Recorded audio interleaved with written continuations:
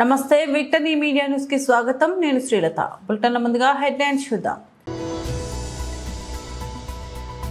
మా ఎస్టీ వారికి చేతి వృత్తి లేక ఏదో ఒక వృత్తిని ఆశించి బాణసంచ తయారీ కార్యక్రమం.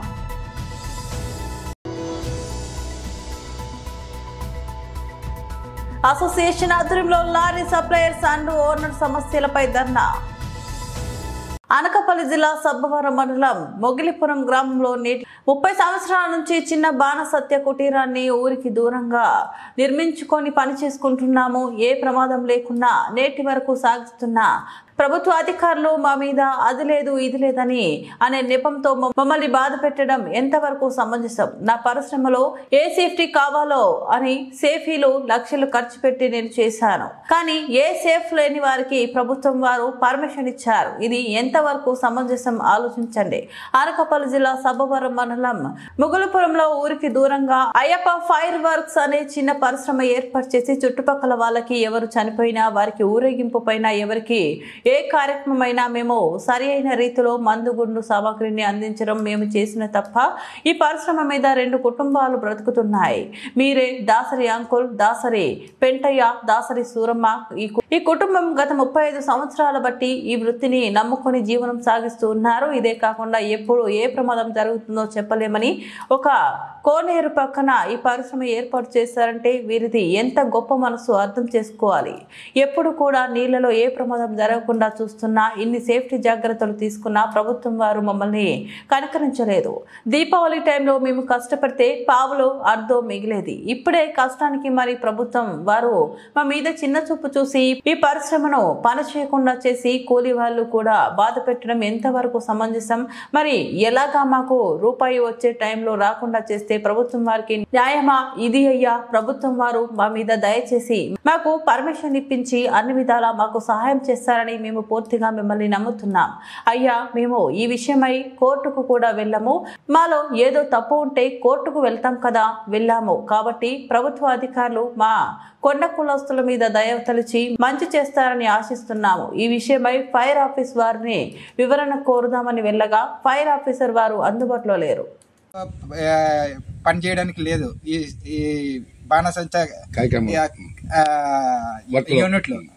యూనిట్ లో 4-5 కన్నా పని చేయడానికి అవకాశం లేని యూనిట్ లో 40 మంది 50 మంది పనిచేసే యూనిట్లకి పర్మిషన్లు ఇచ్చి 4-5 కుటుంబంతో జీవనోపాధి చేసుకునే మానాట వాళ్ళకి అన్ని ప్రభుత్వ గైడ్ లైన్స్ పాటిస్తూ ఏ ఒక్కటి కూడా చూసి తప్పకుండా చేసిన మాకు ఇటువంటి ఎక్కడో ఏదో ప్రమాదం జరిగిందని చెప్పి మా లైసెన్స్లు కలెక్టర్ గారు క్యాన్సిల్ చేయడం కరెక్ట్ కాదని చెప్పి మనం చేసుకుంటూ ఇప్పుడు ఎక్కడో ప్రమాదం జరిగిందని చెప్పి మాకు లైసెన్స్లు అనేది ఇవ్వట్లేదు, మీకు రూల్స్ పాటించట్లేదు అని చెప్పారు.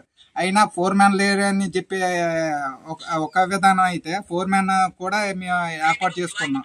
తర్వాత 15 కేజీలకి మించకుండా చేసుకోవాలని అన్నారు. 5 సంస్థలోనే 15 కేజీలు మాకు ఎక్కువ, చాలా ఎక్కువ. అటువంటిది కూడా ఈ 50 కేజీలు 100 కేజీలు చేసిన పనిచేసి 40 మంది 50 మంది పనిచేసిన వాళ్ళకి లైసెన్సులు ఇస్తూ ఇక 2 అంతస్తుల బిల్డింగ్లు లేకపోతే సింగిల్ బిల్డింగ్ల మీద లైసెన్సులు ఇచ్చారు. ఈ షెడ్కి 45 మీటర్ల డిస్టెన్స్ కావాలని చెప్తే అది కూడా మేము పార్టీ. అందరికీ నమస్కారం సార్. మేము గత 25 ఏళ్ళుగా ఈ అయ్యప్ప ఫైర్ వర్క్ అనే ఒక బాణసంచ కార్యక్రమం సంస్థ ద్వారాగా మొగల్పురం విలేజ్ సబ్బవరం మండలం అనకాపల్లి జిల్లాలో మేము గత 25 ఏళ్ళుగా జీవనోపాధి జరుగుతుంది. ఈ జీవనోపాధికి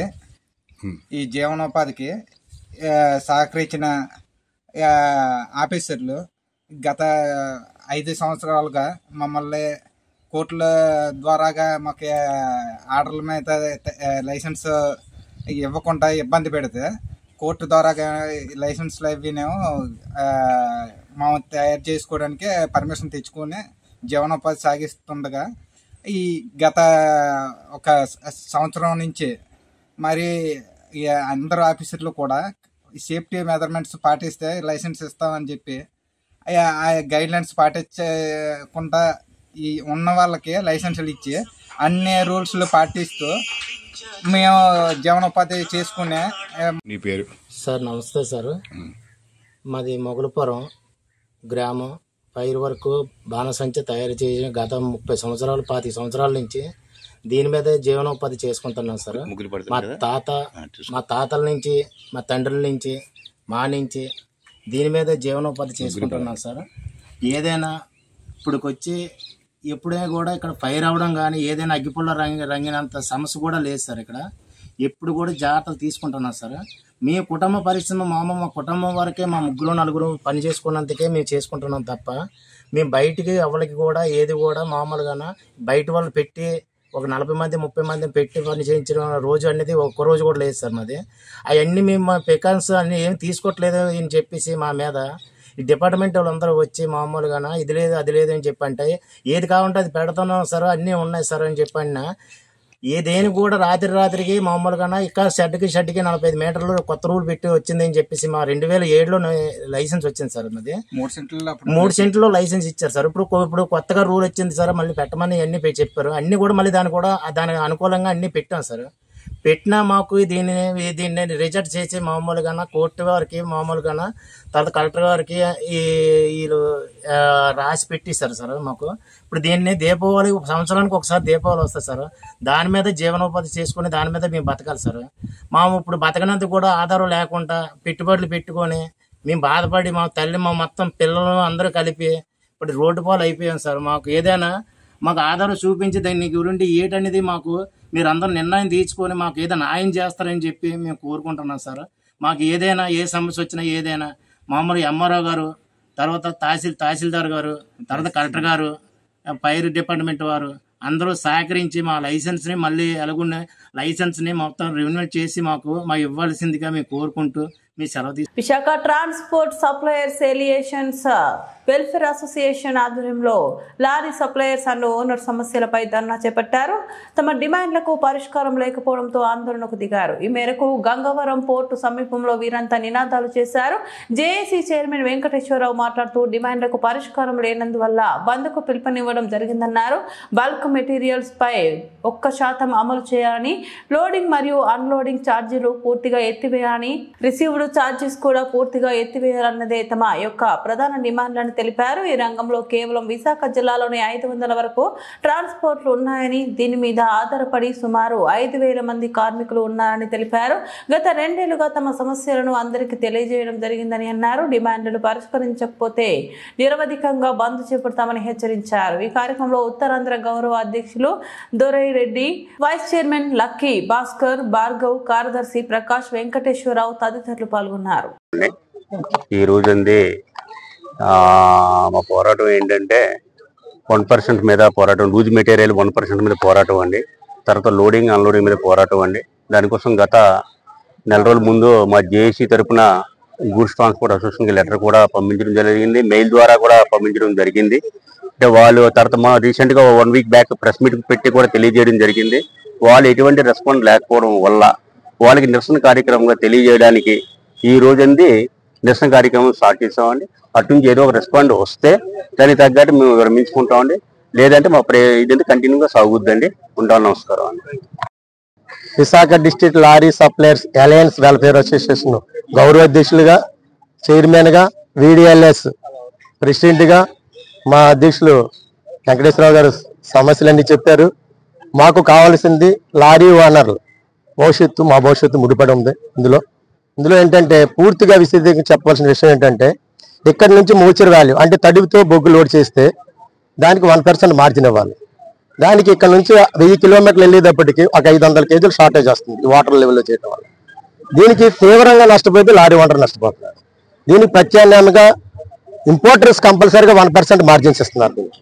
కానీ ఇక్కడ ఎవరైతే ట్రేడర్స్ ఉన్నారో, ఎవరైతే ఎండ్ యూజర్స్ ఉన్నారో ఈ యొక్క స్టాక్ని చెప్పి 1% మార్జిన్ కట్ చేయకుండా దాన్ని దాటిన తర్వాత కట్ చేయాలి. వచ్చిన అమౌంట్ ఒక 1% అంటే 37 టన్నుల లారీ 350 కేజీలు షార్టేజ్ ఇవ్వాలి. 50 కేజీలు దాటిస్తే ఈ 350 కేజీలు తెయకుండా మొత్తం 400 కేజీలు కట్ చేస్తారు. అప్పుడు లారీ ఓనర్కి 80% వెళ్ళేటప్పుడు అడ్వాన్స్ రూపంలో ఇస్తారు. ఈ 20% ఈ షార్టేజ్ కట్ చేస్తాడు. ఈ లారీ ఓనరు ఈ మెటీరియల్ పూర్తి స్థాయిగా ఫ్రీగా సర్వీస్ చేసినట్టు అవుతుంది. మిగిలిది దోపిడీ రూపంలో ఈ 1% షార్టేజ్ రూపంలో తీవ్రంగా లారీ ఓనర్లు నష్టపోతున్నారు. ఈ యాలక దేశానికి రైతు ఎంత ఇంపార్టెంటో, ఈ రోజు బార్డర్లో సైనికులు ఎంత ఇంపార్టెంట్, ట్రాన్స్పోర్ట్ రంగంలో లారీ ఓనర్స్ అంత ఇంపార్టెంట్. వారు ఆశయ సాధన కోసం, వారు భవిష్యత్తు భౌతర్యం కోసం మేము పోరాటం చేస్తున్నాం. ఆంధ్రప్రదేశ్ లారీ ఓనర్స్ అసోసియేషన్ తరఫున ఆల్ ఇండియా మోటార్స్ కాంగ్రెస్ మాకు పిలిపించింది. ఆల్ ఇండియా కాంగ్రెస్ మోటార్ సంఘంలో మా Uttarandhra truck and trailers association, అలాగే మా VDLS truck and trailers association, అలాగే trailers association 3 all India motor congress లో మేము మధ్య ఉన్నాం. వాళ్ళ ఆదేశాల మేరకు, వాళ్ళ సూచనల ప్రకారం మేము పాల్గొంటున్నాం. ఎందుకంటే భారతదేశంలో ఇంత అమూల్యమైన లోడింగ్ పాయింట్ ఎక్కడైనా ఉందో విశాఖపట్నం. ఇందులోకి డైలీ 3,000 లారీలు ఇక్కడ లోడింగ్ అన్లోడింగ్ జరుగుతుంటది. దీనికి లారీ ఓనర్ బతికించి ప్రభుత్వాలు పట్టించుకోవట్లేదు, ఎటువంటి వెసులుబాట్లు లేవు. కానీ ఆ వెసులుబాట్లు లేకపోయినా రవాణా రంగాన్ని కుంటు సాగుతూ నడిపించుకుంటున్న లారీ ఓనర్లు ఉన్నారు. తెల్లం భార్య పుస్తులు తాళ్ళు తాకట్లో పెట్టి ఈ వ్యవస్థను నడిపిస్తున్నారు. దానికి ప్రత్యామ్నాయంగా లారీ ఓనర్కి వెసులుబాటు ఉండాలి. లారీ ఓనర్లు ఒకరు నిర్వీర్యమైతే మా బతుకులు 10,000 మందిని రోడ్డు మీద పడతాం. కాబట్టి వాళ్ళు మేము కలిసి సమైక్యతగా ఈ కార్యక్రమాన్ని చేపట్టాం. ఇది అంతం మాత్రమే, ఆరంభం కాదు. మా హక్కులు సాధించే వరకు మా పోరాటం సాగుతుంది. జై VDLS, విశాఖ డిస్ట్రిక్ట్ JAC, మొత్తం అన్ని సంఘాలతో మేము అవేకమై ముందుకు సాగుతున్నాం. మీడియా మిత్రులు ప్రత్యేక ధన్యవాదాలు తెలియజేస్తున్నాం. మా వాయిస్ మీ ద్వారానే రాష్ట్ర వ్యాప్తంగా వెళ్తాది కాబట్టి మీకు ముందుగా ప్రత్యేక ధన్యవాదాలు తెలియజేయాలి. దానివల్ల మీ అందరూ సమైక్యతగా ముందుకు. నా పేరు వెంకటేశ్వరరావు అండి, JEC చైర్మన్. మేము ఈరోజు ఈ బంద్ చేయటానికి ముఖ్యమైన కారణాలు ఉన్నాయి. విశాఖ జిల్లాలో 500 ట్రాన్స్పోర్ట్లు ఉన్నాయి. దాదాపు ప్రత్యక్షంగా పరోక్షంగా 15,000 మంది దీని మీద జీవనం సాగిస్తున్నాము. కాకపోతే గత కొంతకాలంగా మాకు కొన్ని సమస్యలు ఉన్నాయి. అది లూజు మెటీరియల్స్ మీద కొన్ని ప్రాబ్లమ్స్ ఉన్నాయి. దానిని మేము గత 2 నెలలుగా పత్రికా ముఖంగా, మీడియా ముఖంగా మీటింగులు పెట్టడం, మళ్ళీ వాళ్ళకి మెయిల్ పంపించడం కొన్ని చేశాం. కానీ ఇవాళ ఎవరైతే ట్రేడర్స్ ఉన్నారో, ఎవరైతే ట్రాన్స్పోర్టర్స్ ఉన్నారో, ఎవరైతే మాకు లోడింగ్ ఇచ్చే పార్టీలు ఉన్నారో, వాళ్ళు ఎవరైతే ఉన్నారో వాళ్ళు మాకు స్పందించలేదు. దాని మీద VTSA, Visakha district transport welfare association, మేము దీని మీద ఒక నిర్ణయం తీసుకుని ఇవాళ కూడా బంద్ చేస్తామని చెప్పేసి మేము మొన్న పిలుపునివ్వడం జరిగింది. ప్రెస్ ముఖంగా 15వ తారీఖు లోపు మాకు ఉన్నాయి డిమాండ్స్ ఉన్నాయి, అవి కొన్ని మీరు సాల్వ్ చేయండి అని చెప్పాం. కానీ మాకు రాత్రి వరకు ఈ ట్రేడర్స్ కానీ పార్టీలు కానీ ఏ విధమైన మాకు మెసేజ్ లేకపోవటం వల్ల ఇవాళ మేము స్వచ్ఛందంగా మా 500 ట్రాన్స్పోర్ట్లో మా లారీలను మేమే స్వచ్ఛందంగా ఆపుకున్నాం. మేము దీన్ని వాళ్ళు ఎప్పుడైతే వీటిని ఒప్పుకుంటారో అప్పుడు మేము దీన్ని విరమించుకుంటామని చెప్పి తెలియజేస్తున్నాం. వీటిల్లో ముఖ్యమైన డిమాండ్స్ లోడింగ్ అన్లోడింగ్ ప్లస్ ఇది మన 1% మార్జిన్ అనేది బొగ్గులో ఇక్కడ తడి మెటీరియల్ చెమ్మదెత్తేస్తున్నారు. మేము ఇక్కడ నుంచి 600-700 కిలోమీటర్లు బండి పంపిస్తున్నాం. అక్కడికి వెళ్ళేటప్పటికి 200 కేజీలు 300 షార్ట్ అయింది అని చెప్పేసి మాకు డబ్బులు ఖర్చు చేయడం జరుగుతుంది. దానివల్ల మాకు చాలా ప్రాబ్లం ఉంది. అలాగే గుమ్మస్తాలు రుసుమని చెప్పేసి ఇక్కడ బండి లోడే బయటకు రాగానే 300 ఖర్చు చేస్తున్నారు. మళ్ళీ మా రిసీవ్డ్ తీసుకుని ట్రాన్స్పోర్ట్ పార్టీల దగ్గరికి వెళ్తే మళ్ళీ దానికి 200 ఖర్చు చేస్తున్నారు. ఈ విధంగా మమ్మల్ని రకరకాలుగా ఇబ్బంది పెడుతున్నారు. దానివల్ల ఇక్కడ మనం విశాఖపట్నం రోజుకి 2,000 నుంచి 3,000 వెహికల్స్ వచ్చాయి. ఇవాళ ఇతర జిల్లాలు, ఇతర రాష్ట్రాలకి బళ్ళు వెళ్ళిపోవటం జరుగుతుంది.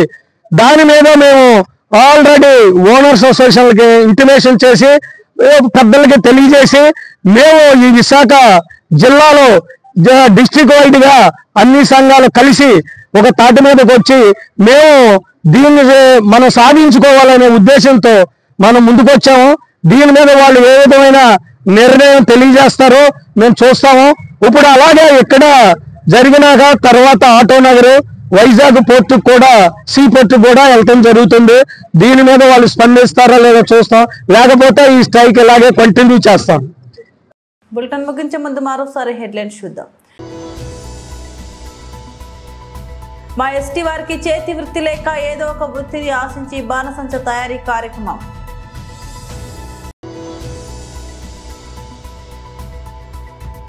అసోసియేషన్ ఆధ్వర్యంలో లారీ సప్లయర్స్ అండ్ ఓనర్ సమస్యలపై ధర్నా.